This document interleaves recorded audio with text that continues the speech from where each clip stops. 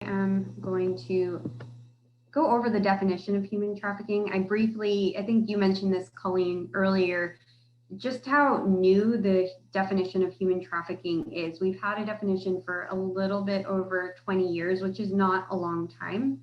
And most likely our understanding of the crime will continue to evolve and be shaped as time goes on. So this screen looks a little bit daunting and confusing, and I'll break it down, but I do find that once I describe this, it'll be a helpful way of understanding human trafficking, because sometimes the media and films, they kind of describe human trafficking in a very narrow way, but it is quite comprehensive, this definition. So what you have on the screen is an AMP model. This breaks down the TVPA, which is the federal human trafficking legislation, which came from the Palermo Protocol, which is a UN declaration, and where a lot of countries, including the United States, borrow the definition of human trafficking from. So it's kind of a global definition as well. So we say that in order for there to be a case of human trafficking, one component from each of these three columns must be represented in order for there to be a case of human trafficking recognized federally. So altogether, one would say that human trafficking is the act of transporting, harboring, recruiting, obtaining, and providing individuals by the means of force, fraud, or coercion for the purposes of commercial sex or forced labor. And what's helpful about this is that, for instance, we look at the first column, which is action, and we see that transports word, which absolutely can happen in human trafficking. Sometimes people are trafficked from one country to another, but that doesn't necessarily have to be the case. So for instance, someone can also be recruited right in their own community and never leave that community and be trafficked where they are. So there are, for instance, children who are able to attend school, but then they're trafficked later on and return home to their families. So movement is not required, and smuggling is not the same thing as human trafficking. Similarly with means, a question that we get a lot is, why, if the person wasn't confined in an area, why didn't they just leave? And that's because although force is absolutely utilized by traffickers, there are other means such as fraud and coercion that are just as effective and just as illegal and very difficult to prove in court. And similarly with purpose, commercial sex is absolutely a component of human trafficking, but there's also other forms of it. And specifically the TVPA recognizes labor trafficking as well. There's also organ trafficking and many other forms of modern slavery. But in terms of the TVPA, commercial sex and labor are what's recognized under this definition. There is a caveat to the AMP model, and that's specifically for those under the age of 18. In regard to commercial sex, they actually don't have to prove means because they're under the age of 18, so they cannot legally consent to sex. So therefore, it doesn't matter if the trafficker didn't use force, fraud, or coercion. As long as there's a third party that's subjecting the person to commercial sex and the person's under 18, they're automatically supposed to be considered a victim under the law. Unfortunately, what happens sometimes, though, is that these cases are tried on a state level. So it's important for us to fight for safe harbor legislation or legislation that aligns with this federal definition of human trafficking to ensure that children are treated as victims and not complicit in their trafficking situation. So that's a big slide, and that's probably the most complicated slide I'll have. So just to get a sense of how big this crime is globally, the ILO estimates that there are about 40.3 million victims of modern day slavery, which is a big number if you consider that, for instance, the population of New York City is maybe, let's say, 9 million, around there, 8 million. So just shows you how big this crime really is. And the reason for that is that there's a lot of money to be made here. The ILO estimates that it's about $150 billion industry, surpassing the illegal arms trade and just under the illegal drug cartel. But what's important to note is that with a drug, once you sell that off, you have to replenish your supply.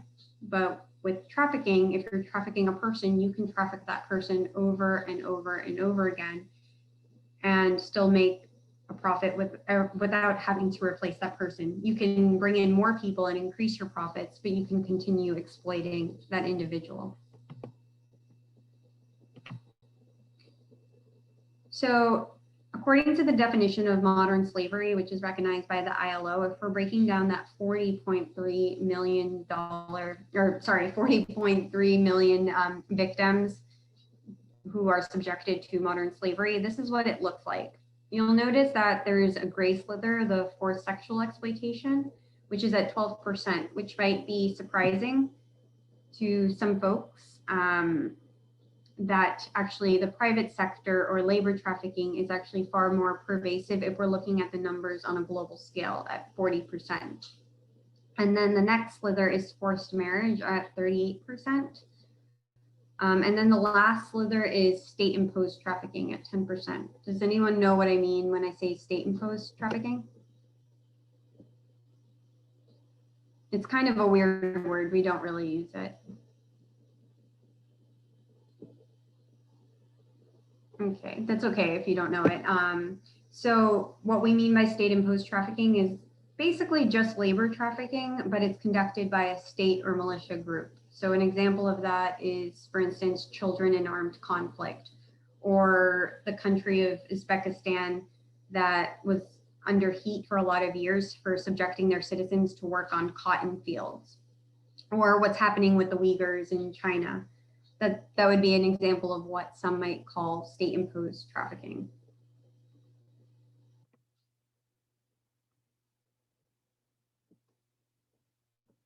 Okay, so there's a couple of reasons why we think, in addition to the profits being made here, that human trafficking continues to occur. The first is that we consider it a high profit, low risk industry, meaning there's a lot of profit to be made here and very little risk involved. So the people that are complicit in this, they are rarely ever prosecuted for their crimes or held accountable. So if you're someone that is making profits, you wouldn't necessarily be deterred to stop because you know you're not going to face consequences. And then we also believe that it follows the principles of supply and demand. There's a high demand for cheap goods as well as cheap labor, as well as commercial sex. And so traffickers will meet the demand by supplying individuals to earn their profits. And then systemic inequalities. Traffickers understand that there are basic needs that we all have in life, and they try to meet those demands. And they'll exploit whatever means that they need to in order to continue with their business, because at the end of the day, human trafficking is a business. That's how I would put it in my own words. I don't know if I gave my own personal definition before, but I would just compare human trafficking to a business that utilizes different means, force, fraud, and coercion, and a lack of consent in order to profit. That's how I would break it down in my own words. And anyone can be trafficked at the end of the day, but there is certainly patterns of behavior that we see time and time again that are exploited. I'll go into that a little bit later. There was a question that came up. I can answer it. So would mass transit of prison population be state-imposed human trafficking? Yes. So a lot of people would consider labor trafficking or state-imposed trafficking to be inclusive of those who are working in prisons. There's various degrees of prison labor, and it's not necessarily included in the ILO numbers, but there are many who argue that that is a form of state-imposed trafficking. In fact, we did an event on it in the summer where we looked at the movie 13th, which I would really recommend, that talks about, I guess, the criminalization over the years of the US government and how prominent companies have benefited off of that labor. And so there is an interesting intersection there. So that's a great example of state-imposed trafficking.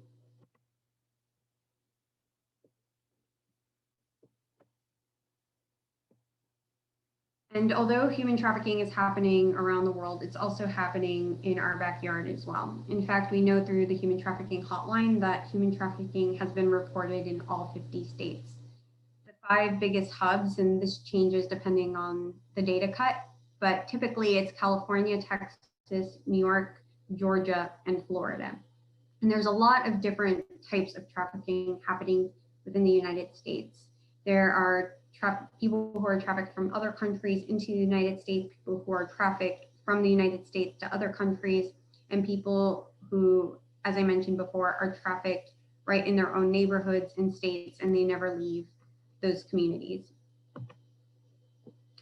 It's also happening in Queens. We don't have excellent data on human trafficking that happens in New York State. There are 2 agencies that do receive referrals, and that provides some numbers, but by no means is that a prevalence rate. But in areas like Roosevelt Avenue in Jackson Heights, Middle Village, Massapet, there's been a lot of reported trafficking time and time again in those areas, especially because of the immigration and the industries in those neighborhoods. And Lifeway does operate a safe house in Queens. So we do see people from who have been trafficked in those areas as well, unfortunately. Labor trafficking. Labor trafficking is particularly difficult to identify just because, as you can see on the screen, it happens in industries that we frequent on a regular basis, or in places where our commodities are being produced and we receive them at the end of the day.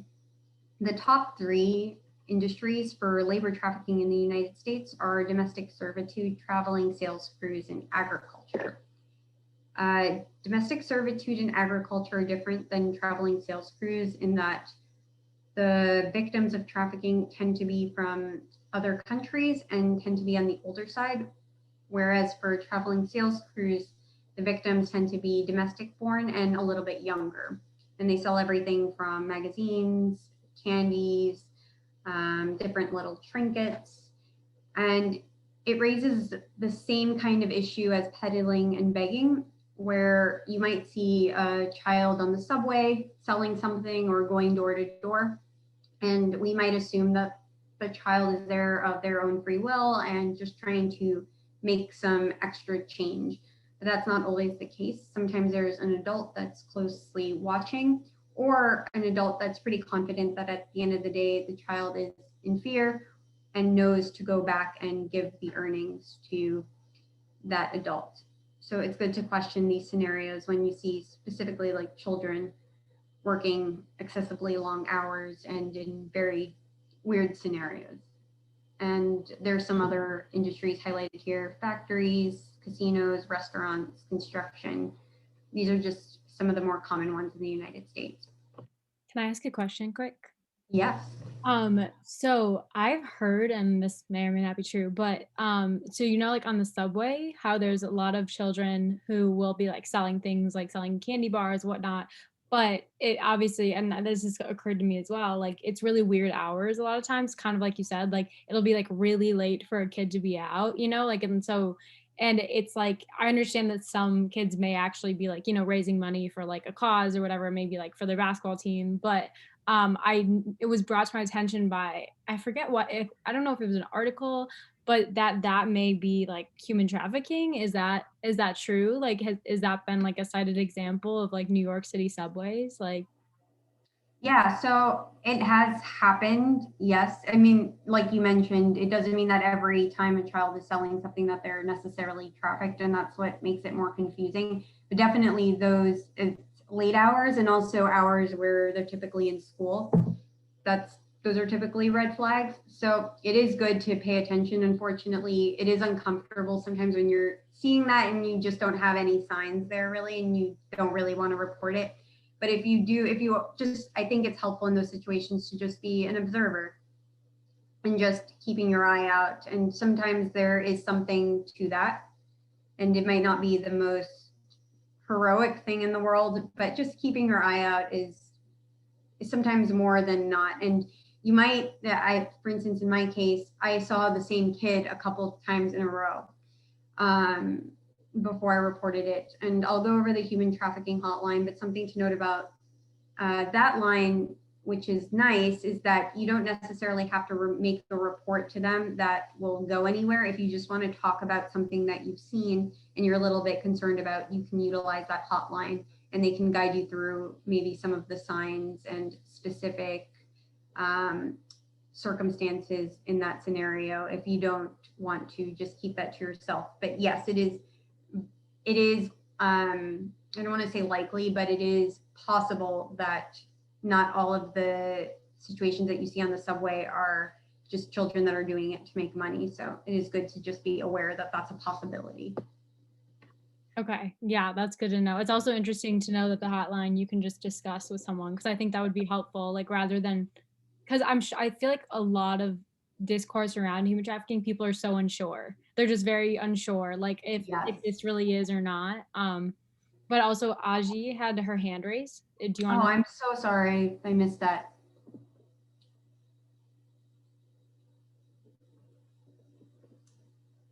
Aji, feel free to give a question. Sorry if I missed your hand. Yes, sorry, I forgot I was on mute.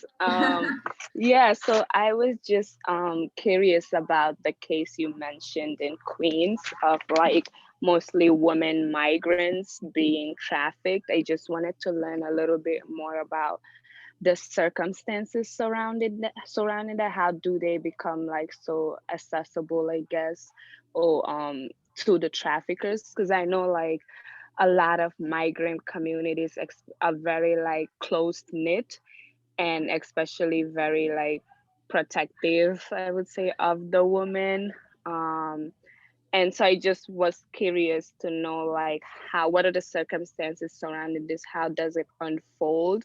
And is it usually like, are they usually trafficked by people who they're familiar with, or is it strangers?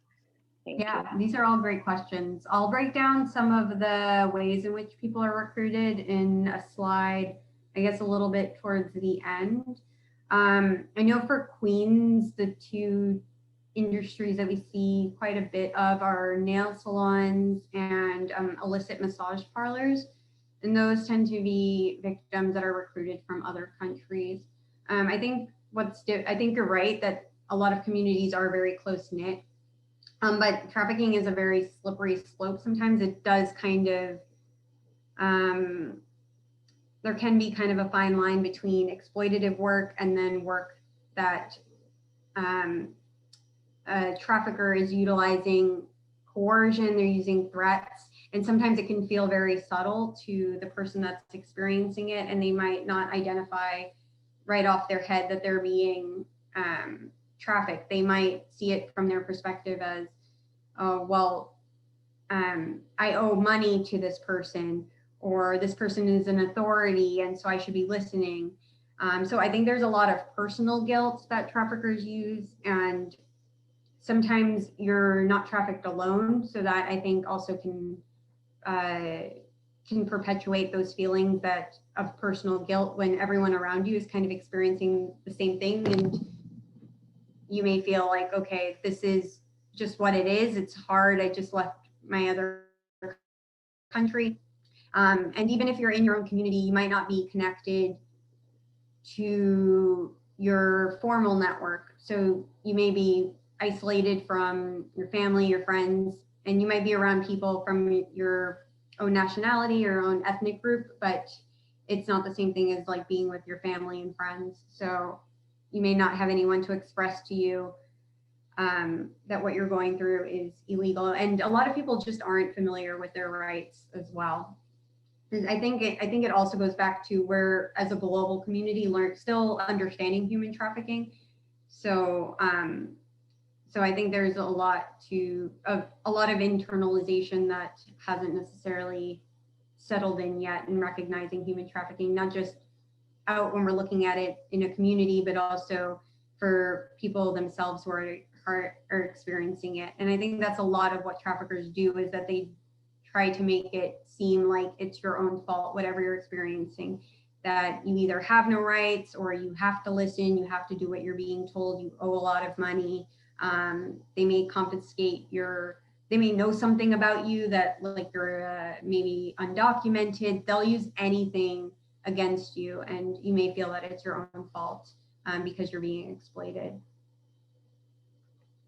So I'll go cover some of the main recruitment tactics too, because the other side to that, and I think it ties into your question, is that sometimes it's also people that know them, including family members who traffic as well. So there, I guess, a lot of different scenarios can play out. But that's, I guess, some of what we've seen from Queens, if I'm speaking generally. There was a question. Thank you. Sorry. There was a question that from Yanni that said, is it true that some victims of human trafficking end up in jail? And if so, why is that? Yes, unfortunately, victims of human trafficking are placed in jail way more frequently than they should be. And it goes back to a lack of education on the criminal justice system of a victim of human trafficking and what a victim looks like. So unfortunately, first and foremost, a lot of people under the age of 18 are still being arrested for prostitution, which we say time and time again, there is no such thing as a child prostitute.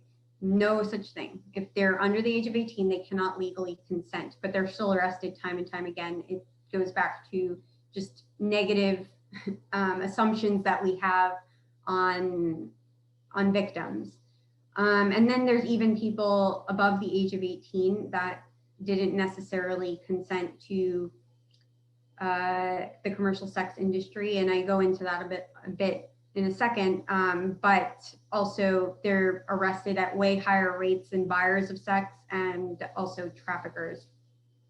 And it's because as a society, we place a lot of blame on victims. I'll get into a slide on that, but we are trying to change that through something called the equality model with Lifeway. And I know it's something that UNICEF supported in the past when they had the Trafficking project, which is basically flipping that narrative. And the model exists in several other countries, including Sweden, Israel, I believe Ireland, and we're trying to get it passed in New York as well. And essentially that would take into consideration that victims should be considered victims at the end of the day, and they should not be arrested for their crimes, specifically in regard to the commercial sex industry. So it would connect those who need it with services rather than being arrested.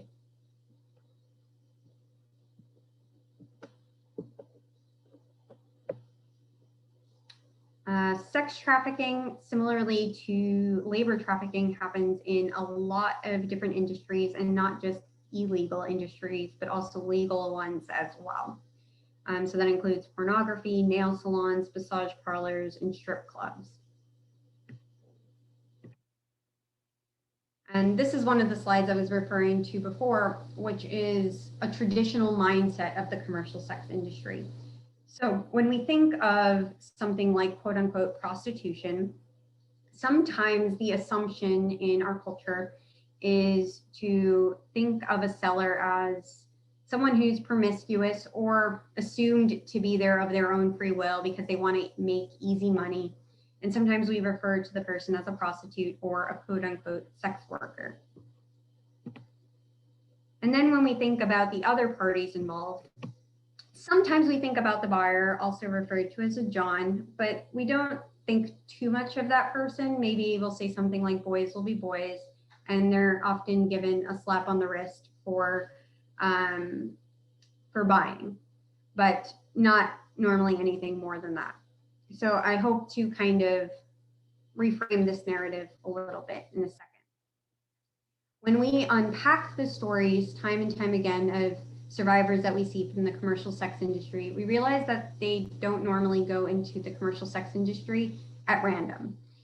It's not just a bunch of people with a clean slate that said, hi, I'm so-and-so and I want to go into the commercial sex industry. There's usually a number of commonalities that we see when we ask them about their life leading up to their work. So these are direct quotes from some of the survivors. They said, at 1 year old, my parents were alcoholic and violent. At 5, I remember my mom telling me, you're not that special. At 9, I was first sexually abused. At 12, I first attempted suicide. At 14, my teacher wanted me in a mental institution. They taught me I was stupid and ugly, and I believed it. At 15, I dropped out of school. I was in and out of my home. I used survival sex to support myself.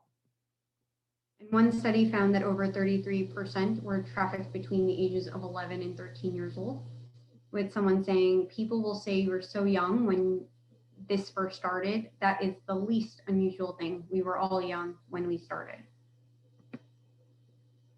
Taken from a 2-year review from Rights for Girls, they found about, and again, these statistics are never perfect because we don't know everyone that's ever been trafficked, but about 94% are female, 40% Black, and 24% Latina. And this is a story of Linda, who grew up in Queens to a well-educated family, immigrant family from Kenya, who described her life as great in terms of getting her basic needs met. She even went to a private school, but not so great when it came to the emotional support she received from her parents. So she had 2 older brothers, and time again, her parents communicated to her that she was a huge burden for them and that she wasn't very special, and they just didn't really care about her. As she grew older, the problems that she had with her family grew tremendously.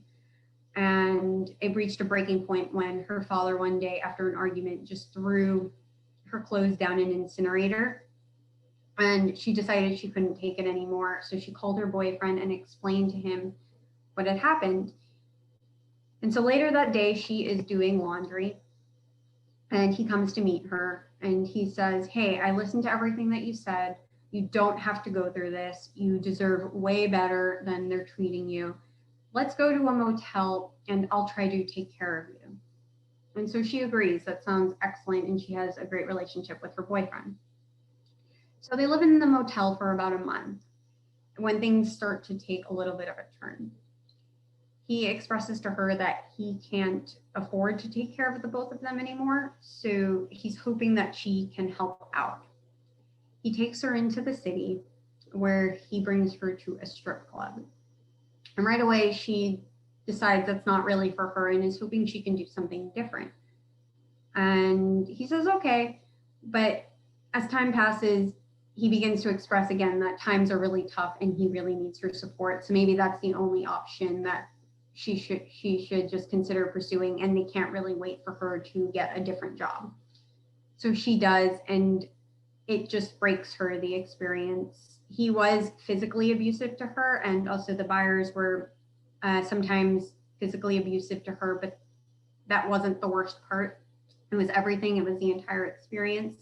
And one of the ways she coped with it was by calling herself Star, because it gave her a different identity that she could disassociate from. And it was really rough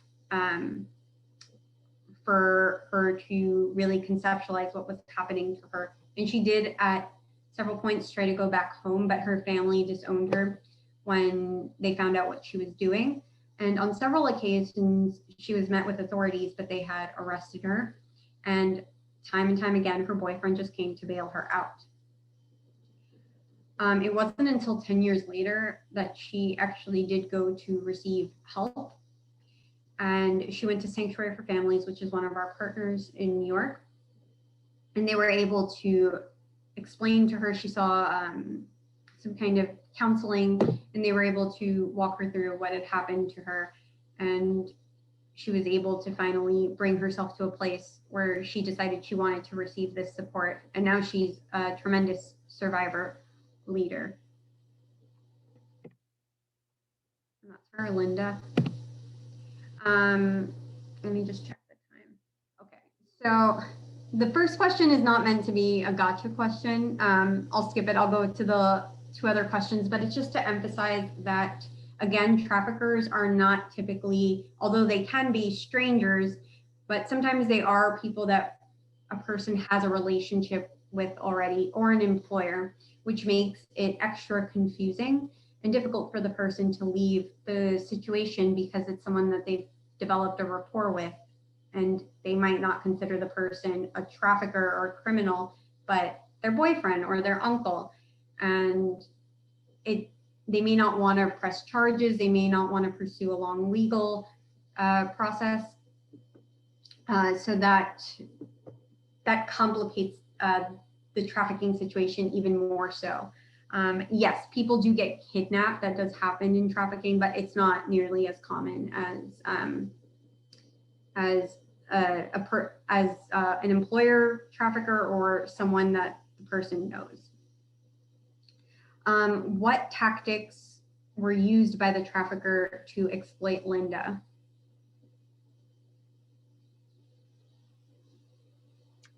I think that the way that her like boyfriend trafficker like was persistent in the way that he like was like, okay, we're going to the strip club, you could work here, and like kind of made it sound like an option, like tried to kind of like emotional manipulation, like, okay, you don't have to if you don't want to, but then like revisiting it and kind of like making that emotional appeal, like, we really need the money, like, you know, like this is like the way that we need you to bring in money. Very manipulative. Yes, that's a huge one, is the time investment. It's actually pretty surprising.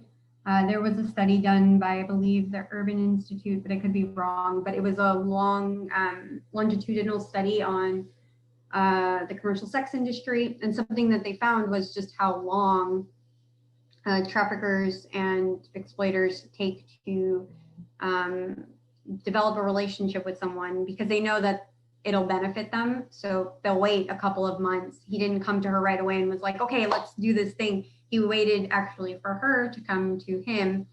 And he already knew about her situation, that it wasn't going great at home. And he waited for the right moment. And it's likely he's trafficking not just her, but many other girls. So that also definitely plays a role into how that unfolded. I think someone has their hand raised.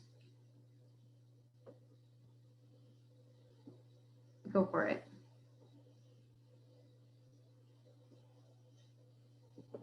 Aji?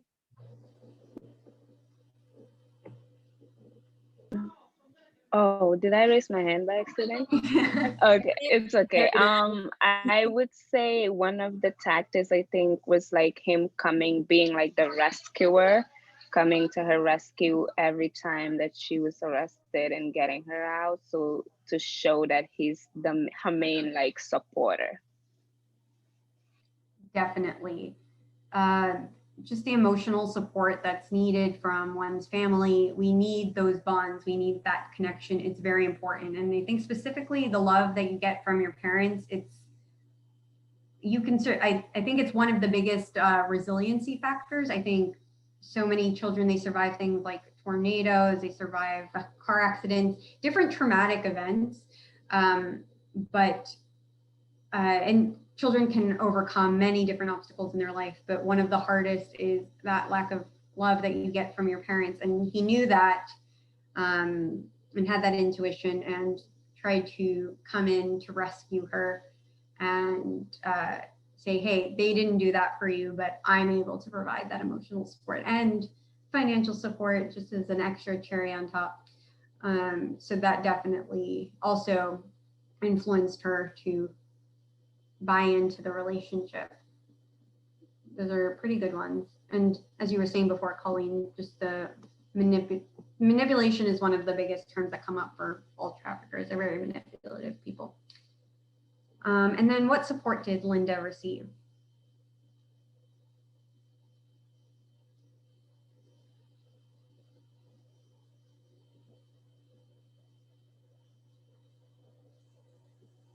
I think it's pretty basic, but I like the ending to it, in that it does show that sometimes it's not a very clean process. In her case, it took 10 years. For some, it might be shorter, longer. But at the end of the day, it was just someone listening to her. She did come into contact with many that could have helped her, including authorities. But unfortunately, that didn't work out. in her situation, but someone that was just able to listen to her and walk her through it and not necessarily judge her or tell her she should have done X, Y, and Z and say, why did you do this? But provide that space where she could take the next steps in her life, which shouldn't be underestimated. And a lot of what we strive for at Lifeway Network to train our staff to be trauma informed and just a presence really for wherever the women may be at. So thank you for listening to that story. Just quickly, I'll try to wrap up so that you guys can ask any questions if you need to, but just quickly about the buyers. This is an important quote that came from a survivor. Buyers don't care, and they don't know if someone is there by choice, and quite frankly, they don't care. So it's impossible really for a buyer to know if the person that they're soliciting sex from is there by choice or not. Sometimes they ask about the age, but they can't really know. So it doesn't really matter what questions they ask. So about 94% of Johnson buyers are male, 80% white, and very different than the profile we were looking at of the sex trafficking victim in that they tend to be middle to upper class and married or living with a partner. The important thing to note is that unlike victims of sex trafficking, they tend to have discretionary income. So their lives look very different from those who they are buying. And there is a tremendous amount of entitlement that presents itself. So about 43% of sex buyers in a Chicago study believe that if a man pays for sex, the woman should do anything that they ask, which I believe is a loaded word, anything that they ask. I wouldn't do anything that someone asked for any amount of money, but that's, I just find that statistic to be pretty surprising. And then who are the traffickers, the forgotten party in the narrative, the third party? Traffickers, brothel owners, pimps. About 94% are male. It depends on what study you're looking at, but about 15 to 32% female. All age groups with a mean age of 37 to 38 and a reported average income of over 600,000, close to 700,000. This is one quote about how much freedom this pimp wanted to allow for those he was exploiting. He said, "We had rules. They can't come late, can't come in their own car, had a driver pick them up. The girls paid him and they can't deny the customer. They weren't allowed one day off if they wanted to." And as I mentioned before, a lot of money to be made here. Just to put this into perspective, I broke this down, but this is pretty representative.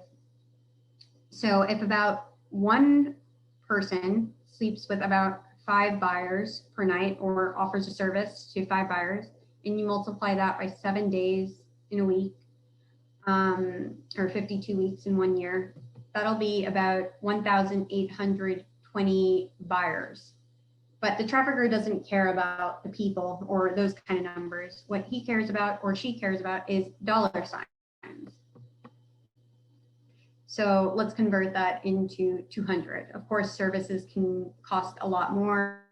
They can cost less, but we'll say $200. So that same girl, 5 buyers, they offer $200.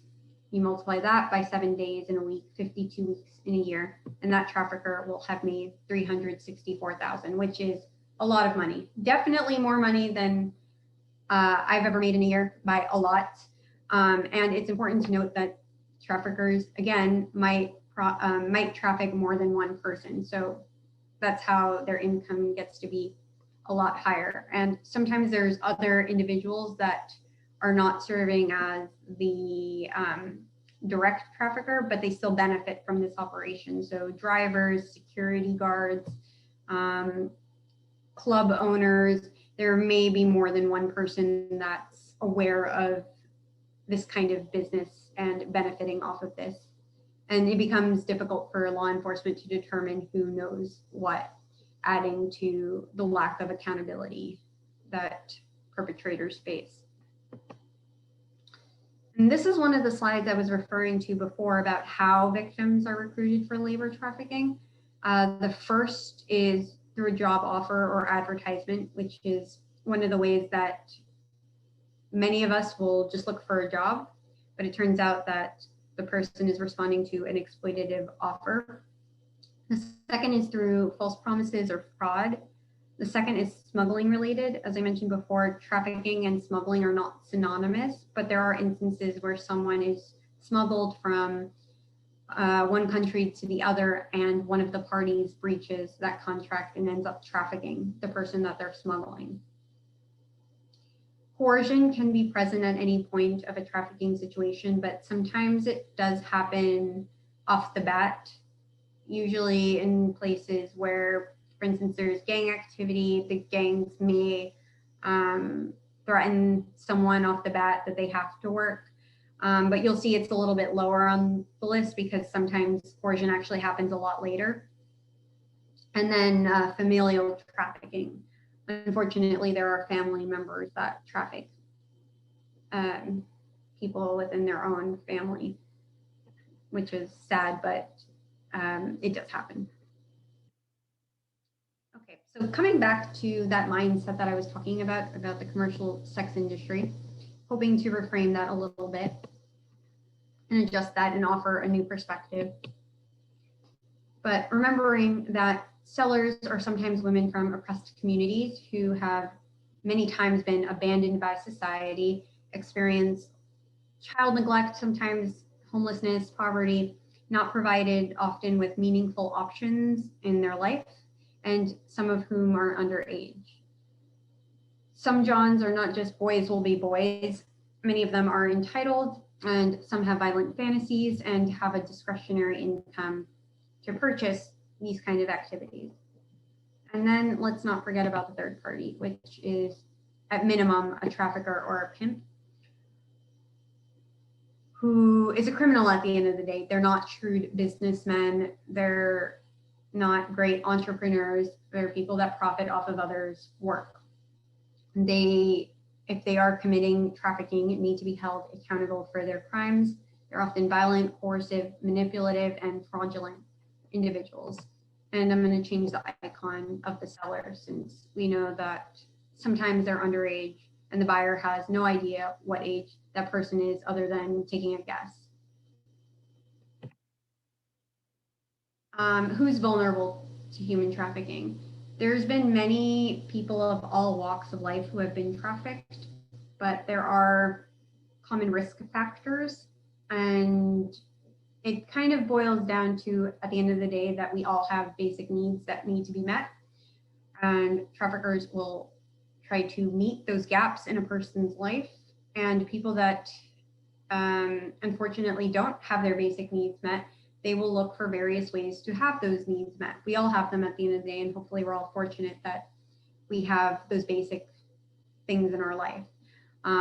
So some of the vulnerabilities include being in or lacking stable housing. That could mean that someone's a refugee or a migrant in a household with domestic violence. They're a runaway and homeless youth. Maybe they are experiencing some neglect in their house, so they have to flee. They may be addicted to drugs or alcohol, which is common before someone's trafficked, but also utilized by traffickers as a form of coercion. They may threaten the person that they may withhold the drug until the person complies with whatever it is. And sometimes the withdrawal symptoms are so intense that the person will just comply. So that is actually illegal and considered a form of coercion to threaten to withhold drugs from a person.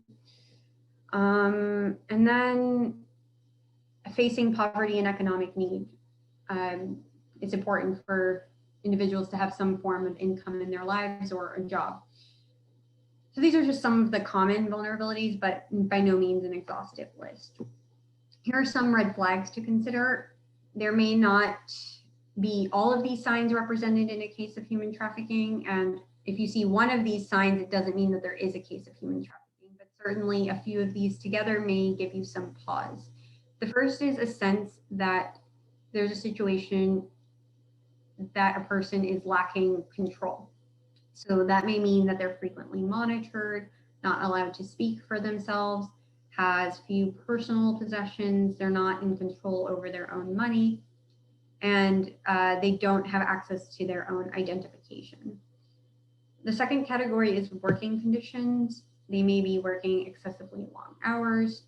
So in the case of the child we were talking about in the subway earlier, if you see that child in the morning and then you're taking the train back from your work, back from school, and you see that same child, that may give you pause as well, because, okay, fine, the child's working at one point during the day, but probably shouldn't be working 9-hour, 12-hour shifts.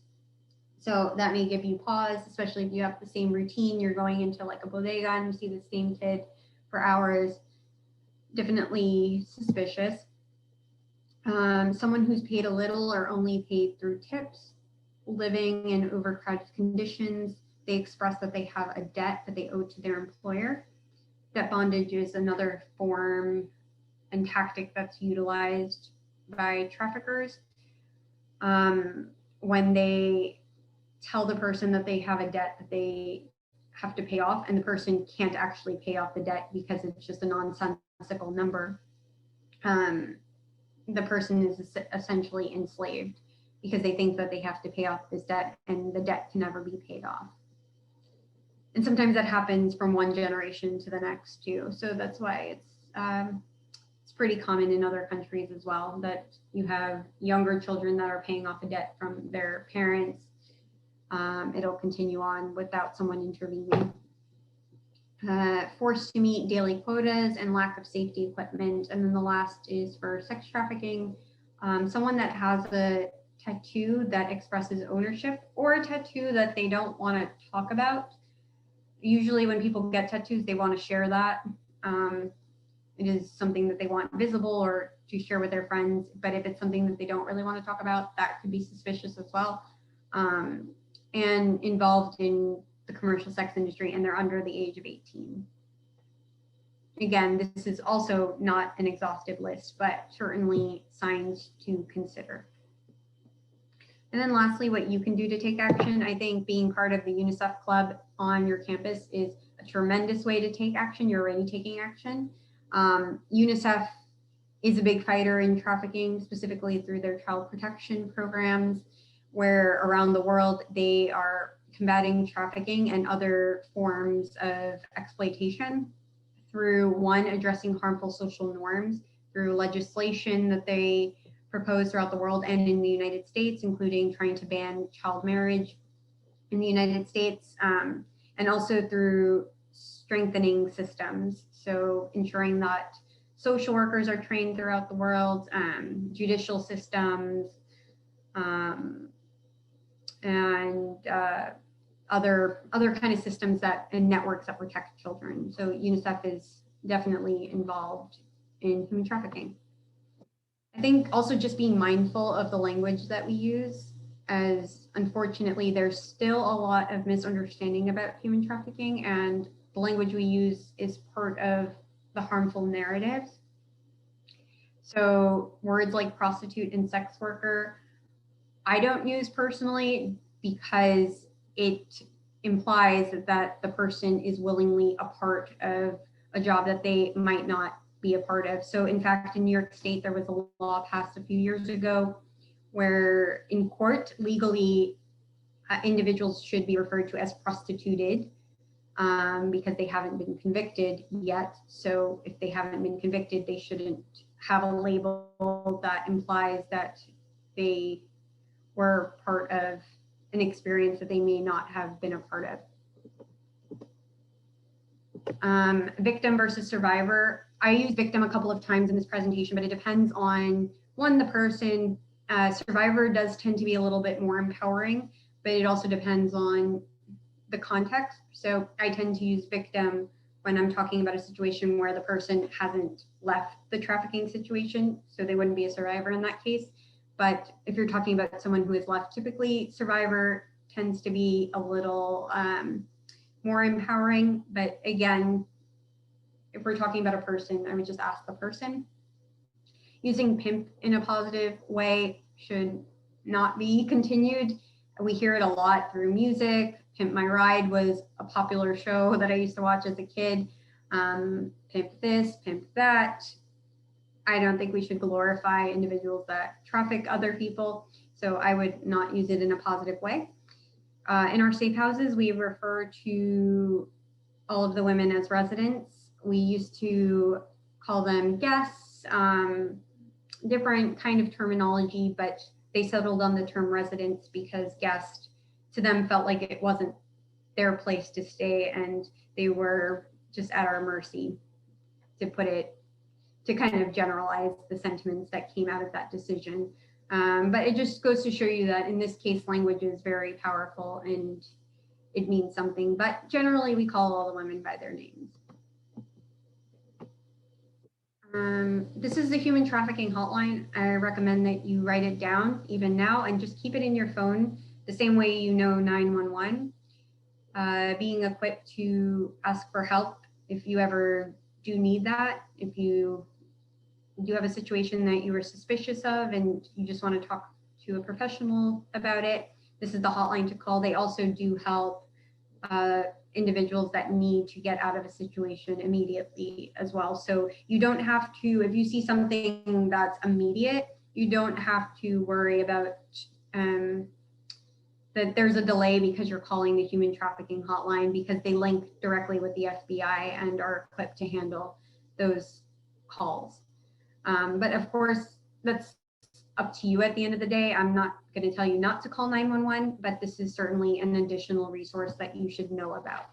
And then the last is to be a conscious consumer. As I mentioned before, a lot of the commodities that we buy on a daily basis, unfortunately, have very complicated supply chains and very suspicious supply chains and very murky supply chains. I would definitely encourage, if you haven't, I'm sure you have in some way or form, but link up with the Fair Trade group on at St. John's University, because they are a very powerful group. They actually were the ones that I guess got St. John's University recognized for being a fair trade university. And I know that they continue to lead the way there, but fair trade is an excellent way to ensure that the products are not just environmentally friendly and supportive of co-ops, whether those are agricultural co-ops or factory co-ops, but also ensuring that the workers are paid a fair wage and being subjected to fair working conditions and safe working conditions as well. So there's many ways to be a conscious consumer, but I think fair trade is an excellent way to start, especially because a lot of the commodities that you can find, like Ben and Jerry's, they're fair trade. This is a Pepsi product that I have on the screen. A lot of the clothing that I buy is fair trade. So you can start out small, but definitely link up with that club. I think that's an excellent way to fight trafficking. Okay, so I'm going to stop there in case there's any questions, but appreciate you sitting through this at 7 o'clock in the day. I think it's now 8:17, but really appreciate your time. We really appreciate you coming. I definitely have some questions, and if anyone else has questions, feel free to put in the chat or unmute yourself. But I just want to thank you again. That was wonderful, so informative, so thorough as well. And it was interesting, like going through the simulation and then also hearing like the story as well. That was really helpful for me, just like visually. But something that I've always been interested in and has been on my mind the past few years as I've worked in a lot of like women's health, like I've had like internships in women's health, is the discourse around like women in prostitution and decriminalization. And I feel like there's like a lot from both sides where it's like, no, this is perpetuating human trafficking. And then there's the other side where it's like women should be in kind of like have power over that and also shouldn't be criminalized for doing this work. So I was just curious what your like perspective was on it. Yeah, that's an excellent question. There is a lot of disagreement over what the best course of action to take in regard to the issue of the commercial sex industry. there's a couple of different avenues that states and countries have taken on. And I think at the end of the day, we approach it comprehensively. We try to anyways. So for instance, there are groups that focus on singular issues like combating AIDS. So for them, they're approaching it from that mindset, but we have to look at all the various issues, whether it's, yes, stopping AIDS, but also stopping the many different facets of a person's life. But one area that we do have agreement on with a lot of human trafficking group, human rights groups rather, is we both agree that the women and sellers of sex, they should not be criminalized for selling sex. So that is an area we agree on. The area that we don't agree on is that many claim that pimps and brothel owners, those should not be criminalized. They're just owning businesses, and we should just allow them to keep on with their work. We don't support that, and we don't support the buying of sex. So that's the area of disagreement. Yeah, that actually makes a lot of sense now that you say that. You're right, because it was more about the buying part of like that whole I guess issue. But it's interesting, like the disagreement on that. I mean, that's common, I guess, with a lot of like issues of like women's health, but that was interesting to me. But does anyone else have any other questions? I can quickly add on to that because it's a huge topic. The issue of whether the sex industry should be decriminalized. But one thing I would say is that I don't even know where to start, but I think one place that I would start is I'm going to send the link for the New Yorkers for the Equality Model, so you can read more up on that because it could go on for pages. But I would say that some of the narrative that goes into supporting either legalization or decriminalization, which is not the same thing, but is that most people are consenting adults, and why shouldn't we let that happen? And what we're trying to explain is that you're not necessarily hearing from those who have been victimized by the commercial sex industry because they tend to be victims. And yes, you'll hear from people that have consented to sex work. That does happen. We're not saying that no one ever has consented to being in the commercial sex industry, but they are in a minority. And that's a problem when you are normalizing an industry where you don't have enough of a supply of individuals who will willingly be part of that business. And so when you can't keep up with that demand for commercial sex, the businesses will turn to exploiting people. And we don't think it's a coincidence time and time again. The narratives that come from the people that are involved with the commercial sex industry, whether it's neglect at a young age, involved with the child welfare system. And that's not just in New York, but you look at other countries that have either legalized commercial sex or decriminalized it. New Zealand is actually the only one to decriminalize it. All the others that have tried to legalize it have some form of legalization, but their supply is usually migrants from other countries. It's always just a pattern of the most marginalized individuals. And there's something wrong with an industry that relies enormously on the most oppressed to keep a business going.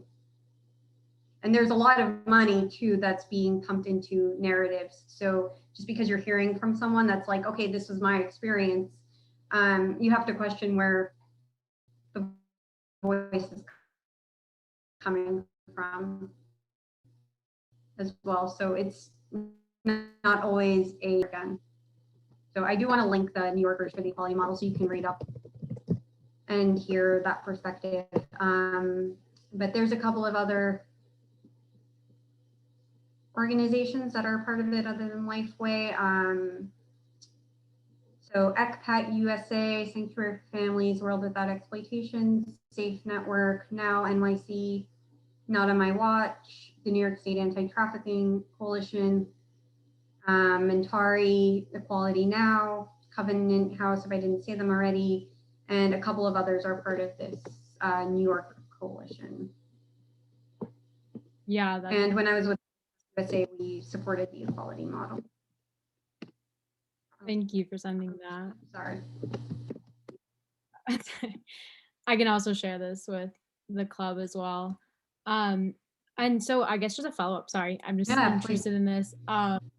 So I know, so I like recognize the difference between, like, there's actually a massive difference between decriminalization and legalization. And I'm wondering if part of like, is it why, I understand the reasons why you said legalization, you know, would not be the right avenue. Do you think that with the decriminalization avenue, there's also a hope, because although it's decriminalized, you can still be interacting like with police, and like hopefully as police are like trained a little bit better, then there's an intervention there, like that, like it's kind of like there's still opportunity for intervention, whereas if it was legal, then most like women who are being prostituted won't even come into contact necessarily with the police. Does that make sense, like what I'm asking? So we think that for decriminalization, I hope I'm answering this. Let me know if I didn't get your question right. But we think with decriminalization and legalization, it would actually make it very difficult for, and we have case studies already from the countries that have implemented some form of decriminalization, but because you're normalizing it and because you're decriminalizing it, it becomes very, very difficult for the sellers to take any kind of legal action. That area of consent becomes very, very tricky. And it's very difficult for someone to kind of try to take any legal action anyways. Like if someone hits you, are you really gonna try to pursue a long case against them, especially if you have to see 20, 30 men a day, you're just gonna keep it moving. Especially if you have brothel owners, if you have managers that are looking over your shoulder and they're telling you, hey, you got to see the next person, you're just going to brush it off your shoulder. So we think it'll actually be very difficult. So two survivors we work closely with on World Without Exploitation, it's a different trafficking organization. They were trafficked in Nevada, where a lot of the counties in Nevada have some form of legalization in their sex trade. And they said it was actually one of the worst places they were ever trafficked. They were trafficked also in Arizona and other neighboring states. And they said the reason for that was because for kind of what I just mentioned, that there is a lot put into place that makes it seem like, okay, everything is safe for now. There's cameras in the room. And they said, no, that wasn't to protect us. That was to make sure we were not wasting any time, not making any complaints. And at the end of the day, because it's legalized, we're doing a job, so we can't really complain. If we get punched, that's part of the contract, that's part of whatever. So they couldn't really do anything about it. But we do think with the equality model that law enforcement will still be a key partner with that. We still want them to be educated. And in fact, the bill that's going to be introduced in New York, there's a part of the bill will be to support an awareness campaign, which would include law enforcement. So we don't think it'll minimize their chances of being in contact with law enforcement. We just don't want the law enforcement to arrest them. We want them to bring them to services instead.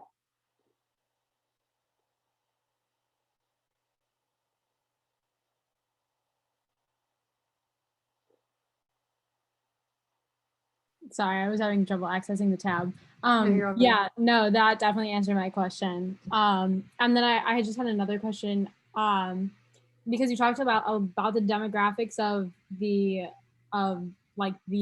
trafficked woman or whatever, and then also of the John. But in terms of like the actual recruiter, if you will, or the pimp, you know, I feel like I remember seeing this in a show that, is it often used like a woman is used to recruit women into like to kind of like lure them in, because it's like you're more likely to trust another woman? Yeah, they're called bottoms. It happens. I think there's recruiters from both genders. But yes, women are utilized in different aspects. One is to kind of create a form of jealousy, especially when you have a bunch of women who are trafficked. Sometimes what a trafficker will do is elevate one of the trafficked women and treat her a little bit better, and she'll be utilized to, and she's trafficked herself as a bottom, but she's then utilized to kind of enforce law and order amongst the rest. And so the rest might want to be in that position where they're the main girlfriend, or they're treated a little bit better, and so they'll stay in line. So there's definitely some of that at play. There are definitely women who are traffickers as well, and I know that there's situations where it's very confusing for law enforcement who's actually a victim and who's not, because sometimes there are victims that then become very violent. They become very much a part of the operation after many years. And so that's a very tricky line of, are they a victim? They may have had trauma for many years, or should they be held accountable? And that's a very difficult area, but absolutely. Yeah, I can imagine that would be a really difficult line to deal with. Aji, you have your hand up? Yeah, I just had a really brief question in regards to like the state imposed trafficking. I know we talked about like the forced labor aspects of it, and I was just curious as to like, would you also consider, and I know like the definition is still developing, but just wanted to get an idea of, would like situations of how the US has kept people who are coming in through the US Mexico border, especially children, with no legal basis of keeping them detained in that way, especially putting them in cages and all those situations, would that also be considered state imposed trafficking? Yeah, that's a great question. It would be considered state imposed trafficking if if so I don't know enough, but if the children were subjected to forced labor, which maybe it comes out that some of the kids are, that they have to be working while they're in the camps. I'm not sure about that. But if that was the case, if they're forced to stay in those detention facilities and they have to work as a result, that would absolutely be a form of state imposed trafficking. Or if the US government was having them involved in commercial sex, that would also be a form of state imposed trafficking. Of course, the US wouldn't say that it is, but that would fall under that that understanding of the term for sure. Okay, thank you. So I guess it was like the labor part of it missing. Yeah, if they're being subjected to labor, absolutely, because they can't leave that situation and they have to work, that would definitely be a form of state imposed trafficking. That's probably the area that's least talked about and least understood, probably because the party involved is governments. So that gets tricky. No one wants to call out other governments as much. So that's probably also why we don't have a good understanding of state imposed, because a lot of our trafficking understanding is also comes from data that's funded by the U.S. government and also other governments. So they're not going to really call themselves out in a meaningful way. Yeah, that's absolutely right. Thank you for that answer.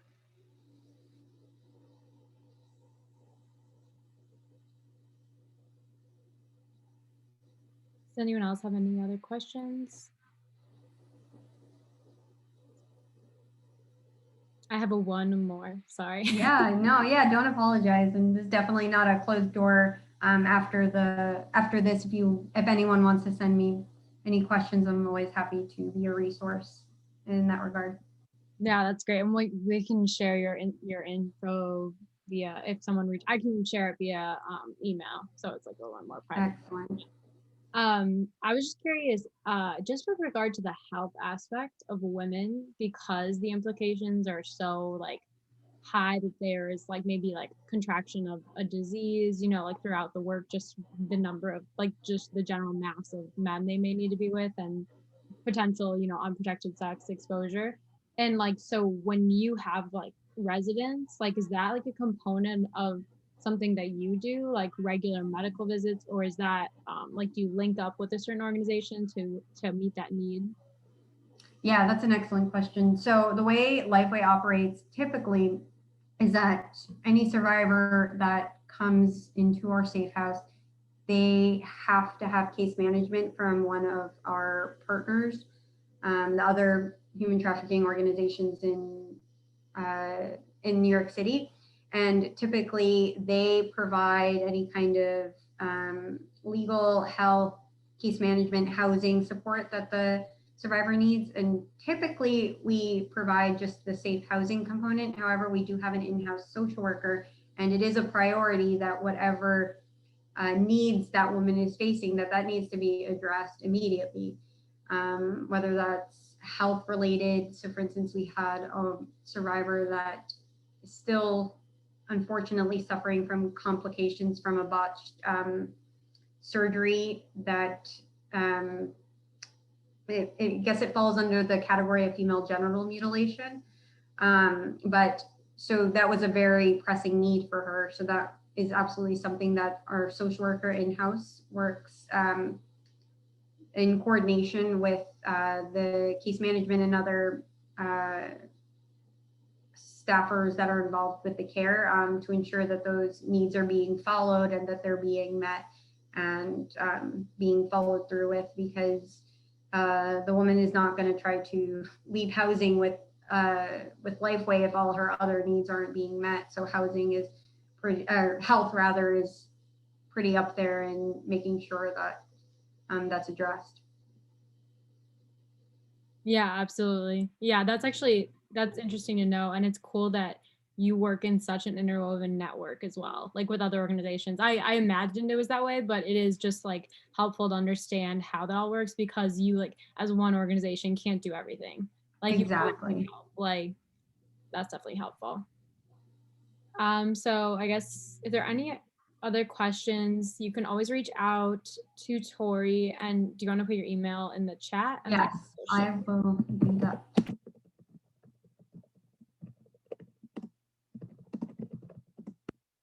Cool. And then I'll share this as well via email. Thank you so much for joining us and for presenting to us. This was incredibly informative and a very important topic. And now we'll have the knowledge to go spread to other people. And thank you everyone else for coming. I know it's not necessarily fun to join an event on a Wednesday night, but I really appreciate it.